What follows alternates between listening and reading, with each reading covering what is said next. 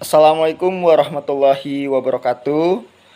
Puji syukur kehadirat Allah Subhanahu wa Ta'ala. Berkat rahmat dan hidayahnya, kita masih diberikan kesehatan secara jasmani dan rohani. Salawat dan salam tak kita lupa kita curahkan kepada junjungan kita Nabi besar Nabi Muhammad SAW yang kita tunggu syafaatnya di yaumil akhir kelak. Baik, perkenankan kami dari kelompok 2 yang beranggotakan Alfani Pratama Fauzi, Isnaini Nur Hasanah, Tiara Dwi Ayuni, dan Kori Rahmadani akan mempresentasikan mengenai problematika penerapan kerangka UBD di lembaga formal kami sebagai kepala sekolah serta akan memberikan solusinya. Hal ini terdapat di ruang kolaborasi topik 7 mata kuliah perancangan dan pengembangan kurikulum. Adapun instruktur dan dosen yang kami hormati yakni Pak Bambang Riyadi MPD, Ibu Eka Sofia Agustina MPD, serta Ibu Dr. Melianti.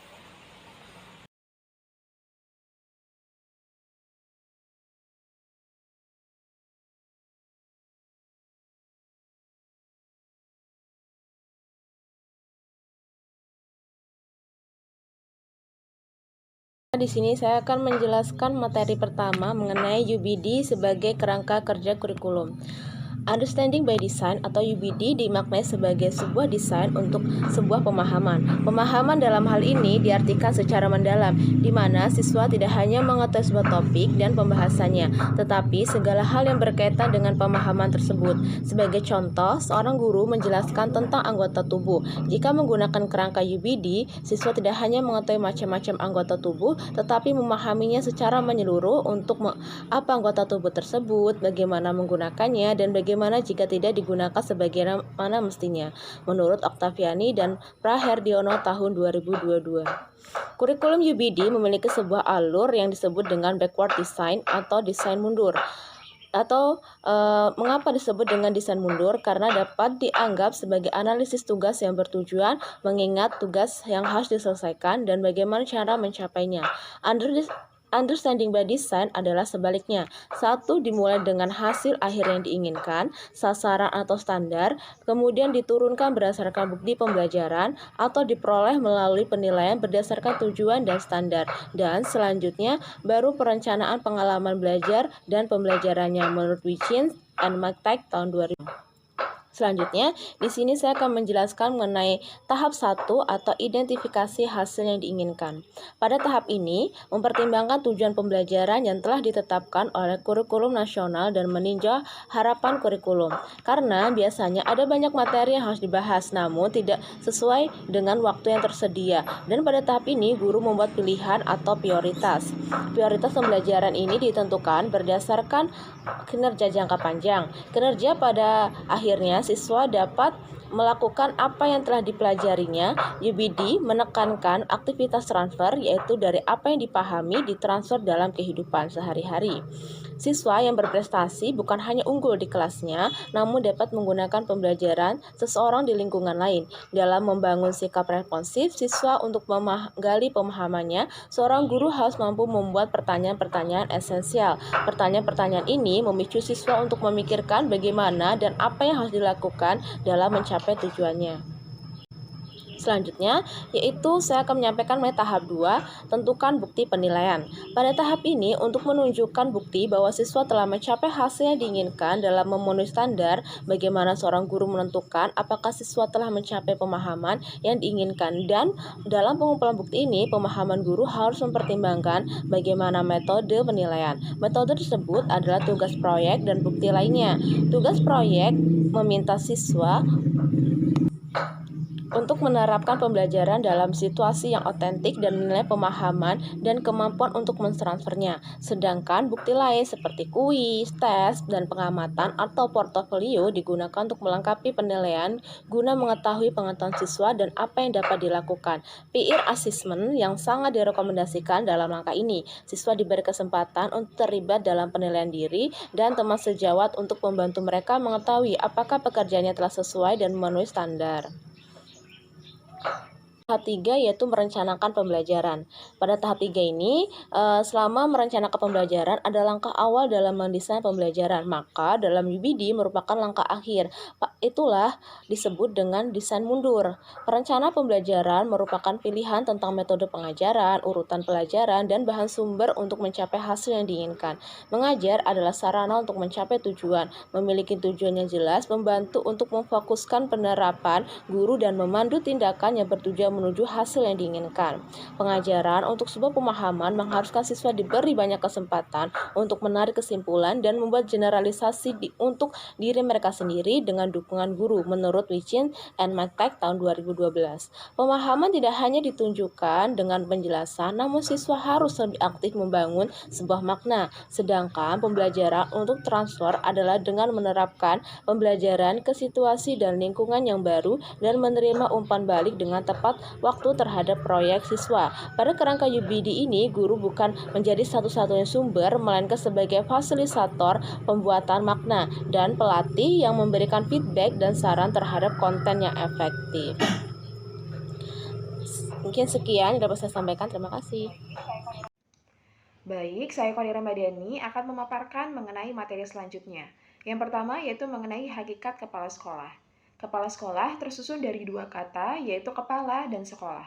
Kepala dapat diartikan sebagai ketua atau pemimpin dalam lembaga suatu organisasi. Adapun sekolah merupakan lembaga tempat bernaungnya peserta didik untuk memperoleh pendidikan formal.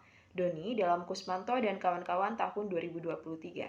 Dengan demikian, kepala sekolah merupakan seseorang tenaga fungsional guru yang diberikan tugas untuk mengetahui keadaan sekolah, diselenggarakannya proses belajar mengajar, ataupun tempat terjalin interaksi guru dalam memberikan pelajaran, serta murid menerima pelajaran.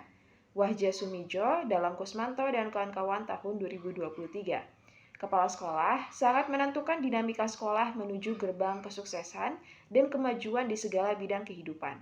Kepala sekolah harus mampu meningkatkan produktivitas sekolah. Mulyasa dalam Kusmanto dan kawan-kawan tahun 2023. Baik, yang selanjutnya mengenai tugas pokok dari kepala sekolah. Tugas pokok kepala sekolah menurut Permendikbud nomor 6 tahun 2018, bab 6 pasal 15 dalam Sudrajat tahun 2023 yaitu sebagai berikut. Yang pertama, beban kerja kepala sekolah sepenuhnya untuk melaksanakan tugas pokok manajerial, pengembangan kewirausahaan, dan supervisi kepada guru dan tenaga kependidikan. Yang kedua, yaitu beban kerja kepala sekolah sebagaimana yang dimaksud pada ayat 1 yang berbunyi, beban kerja kepala sekolah sepenuhnya untuk melaksanakan tugas pokok manajerial, pengembangan kewirausahaan, dan supervisi kepada guru dan tenaga kependidikan bertujuan untuk mengembangkan sekolah dan juga meningkatkan sekolah berdasarkan pada 8 standar nasional pendidikan.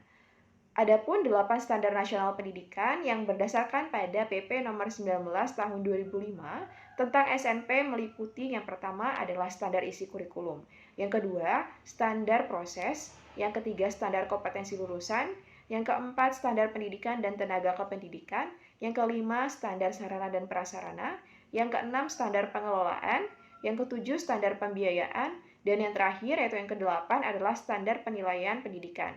Lubis dalam Putri dan Bashar tahun 2023. Baik, berikut merupakan fungsi kepala sekolah di pendidikan, Kusmanto dan kawan-kawan tahun 2023. Fungsi yang pertama yaitu kepala sekolah sebagai motivator. Sebagai motivator, kepala sekolah harus memiliki strategi yang tepat untuk memberikan motivasi tenaga kependidikan dalam melaksanakan tugas dan fungsinya.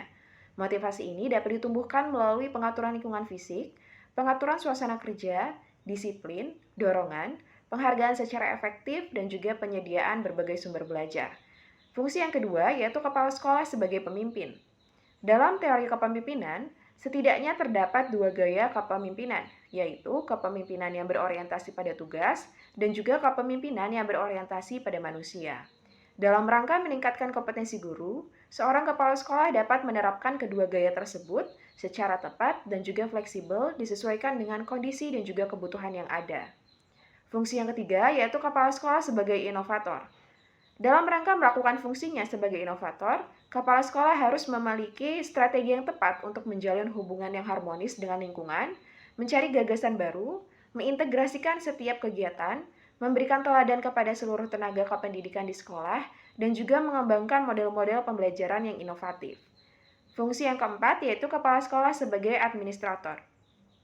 Untuk tercapainya peningkatan kompetensi guru, tidak lepas dari adanya faktor biaya. Seberapa besar sekolah dapat mengalokasikan anggaran? Baik, fungsi yang selanjutnya adalah kepala sekolah sebagai supervisor. Dalam mengetahui sejauh mana guru mampu melaksanakan pembelajaran, secara berkala kepala sekolah perlu melaksanakan kegiatan supervisi yang dapat dilakukan melalui kegiatan kunjungan kelas untuk mengamati proses pembelajaran secara langsung. Dari hasil supervisi ini dapat diketahui kelemahan sekaligus keunggulan guru dalam melaksanakan pembelajaran dan juga tingkat penguasaan kompetensi guru yang bersangkutan. Kemudian, selanjutnya dapat diupayakan solusi, pembinaan dan juga tindak lanjut sehingga guru dapat memperbaiki kekurangan yang ada sekaligus mempertahankan keunggulannya dalam melaksanakan pembelajaran. Kemudian, kepala sekolah sebagai pendidik. Kepala sekolah yang menunjukkan komitmen yang tinggi dan juga fokus terhadap pengembangan kurikulum dan juga kegiatan belajar mengajar di sekolahnya, tentu saja akan sangat memperhatikan tingkat kompetensi para guru. Sekaligus akan senantiasa berusaha memfasilitasi dan juga mendorong agar para guru dapat secara terus-menerus meningkatkan kompetensinya, sehingga kegiatan belajar mengajar dapat berjalan secara efektif dan juga efisien. Fungsi yang terakhir yaitu kepala sekolah sebagai manajer. Dalam mengelola tenaga kependidikan, salah satu tugas dari kepala sekolah adalah melaksanakan kegiatan pemeliharaan dan juga pengembangan profesi para guru.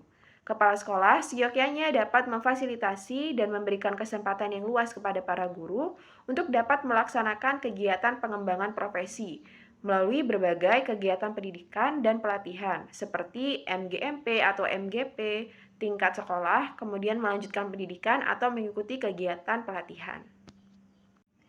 Berdasarkan Peraturan Menteri Pendidikan Kebudayaan, Riset dan Teknologi Republik Indonesia Nomor 40 Tahun 2021 tentang penugasan guru sebagai kepala sekolah pada bab 2 pasal 2, guru diberikan penugasan sebagai kepala sekolah harus memiliki sertifikat guru penggerak. Peraturan tersebut menyatakan bahwa rekrutmen calon kepala sekolah harus melalui program guru penggerak. Dengan demikian, program guru penggerak merupakan satu-satunya harapan untuk menciptakan calon kepala sekolah. Diharapkan melalui program guru penggerak yang diyakini mampu meningkatkan kualitas pendidikan di Indonesia juga akan mampu melahirkan calon kepala sekolah yang inovatif dan mampu menggerakkan seluruh sumber daya di sekolah untuk mewujudkan pendidikan yang berkualitas di Indonesia. Ini tahun 2023. Baik, saya Alfani Pratama akan melanjutkan pemaparan mengenai problematika kepala sekolah dalam menerapkan kurikulum dengan kerangka UBD. Seperti yang sudah dijelaskan oleh rekan saya, tugas kepala sekolah sangatlah komprehensif. Oleh karena itu, problematika yang pertama kepala sekolah yaitu harus bisa memotivasi para jajaran di bawahnya. Mulai dari wakakurikulum, staf pendidikan, lalu seluruh civitas sekolah tersebut agar mau atau keinginan terus belajar mengenai update tentang perkembangan dunia pendidikan, misalnya terkait tentang penerapan kurikulum dengan kerangka UBD. Yang kedua, permasalahannya kepala sekolah harus menjalin hubungan yang baik antar seluruh civitas sekolah tersebut sehingga terjalinnya komunikasi yang baik, maka bisa menerapkan kurikulum dengan kerangka UBD. Yang ketiga, tentu alokasi anggaran untuk meningkatkan kompetensi guru dalam menerapkan UBD secara administratif belum ada di sekolah. Itulah 3 tantangan atau problematika kepala sekolah di dalam menerapkan UBD. Lalu, problematika yang keempat, kepala sekolah yang sebagai supervisor menemui persoalan, yaitu ketika ada guru yang belum memiliki kompetensi mengenai UBD, dalam menjalankan pelatihan tentu seperti tidak ada anggaran dana, lalu juga dari internalnya guru tidak mau belajar mengenai penerapan kurikulum dengan kerangka UBD. Yang kelima, waktu yang terbatas dimiliki oleh kepala sekolah untuk mendiseminasikan informasi implementasi UBD kepada semua guru. Yang terakhir tentu mengenai juga tentang kurangnya waktu yang dimiliki oleh kepala sekolah untuk melakukan pengawasan atau monitoring terhadap implementasi UBD bila sudah memang benar-benar berjalan sehingga terjadi pengawasan dan penerapan yang efektif. Baik, di sini saya akan menyampaikan materi terkait solusi penerapan kerangka UBD di lembaga formal, yaitu sebagai kepala sekolah. Solusi yang pertama, sebagai kepala sekolah dapat memberikan reward atau bonus kepada sivitas di sekolah yang mau terus belajar, misal terkait tentang perkembangan kurikulum UBD, sampai paham dan mampu menyosialisasikannya kepada rekan guru yang lain. Solusi yang kedua, kepala sekolah dapat bekerja sama dengan guru dalam menyusun rencana program untuk sekolah dengan melakukan pelatihan atau sosialisasi mengenai pengembangan dan penerapan peningkatan mutu, terutama implementasi UBD dengan mengundang praktisi atau dinas yang memahami. Solusi yang ketiga, yaitu kepala sekolah memperkenalkan dan memberikan inovasi baru terkait penerapan kurikulum yang berbasis UBD di sekolah kepada guru yang masih menggunakan cara konvensional dalam mengajar. Cara yang bisa ditempuh kepala sekolah yaitu dengan mendatangkan narasumber, dengan melakukan sosialisasi ataupun seminar. Solusi yang keempat, kepala sekolah membentuk tim pengembang kurikulum untuk menentukan dan merancang kurikulum dengan pendekatan UBD dan melibatkan guru dalam melaksanaannya. Yang kelima, memfasilitasi guru untuk mengikuti pelatihan dan juga memberikan pendampingan dalam mengimplementasikan pembelajaran berbasis UBD. Yang keenam, kepala sekolah memberikan arahan pada guru untuk saling bekerja sama atau berkolaborasi dalam menyusun modul ajar yang sesuai dengan kurikulum merdeka berbasis UBD.